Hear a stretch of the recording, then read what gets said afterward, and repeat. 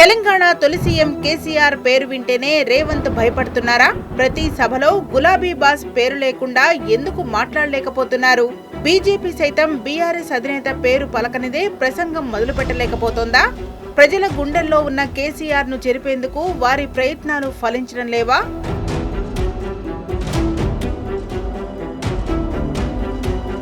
కేసీఆర్ అంటే పేరు కాదు, ఓ బ్రాండ్. తెలంగాణకు ఓ వరమంటారు జనమంతా.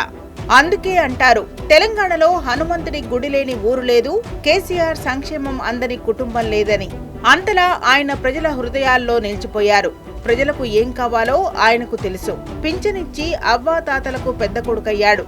కళ్యాణలక్ష్మి షాదీ ముబారక్ తో ఆడబిడ్డకు మేనమామయ్యాడు.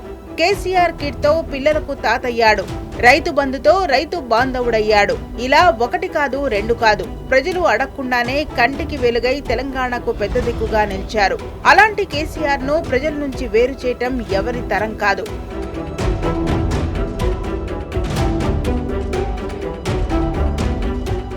ఇటు రేవంత్, అటు బీజేపీ ఇద్దరూ కలిసి తెలంగాణ ప్రజల నుంచి కేసీఆర్ ను విడదీసేందుకు చేయని కుట్రలేదు. సీఎం హోదాలో ఉన్నానన్న సోయి తప్పి బజారు మనిషిలా రేవంత్ భాష విని సమాజం భగ్గుమంటోంది. మాటకు ముందు కేసీఆర్, మాటకు తర్వాత కేసీఆర్ అనే పేరును పలకకుండా ఉండలేకపోతున్నారు. కేసీఆర్ అంటే ప్రత్యర్థులకు ఏదో తెలియని భయం. అందుకే గల్లీ టు ఢిల్లీ వరకు గులాబీ బాస్ పేరు వింటేనే షేక్ అవుతున్నారు.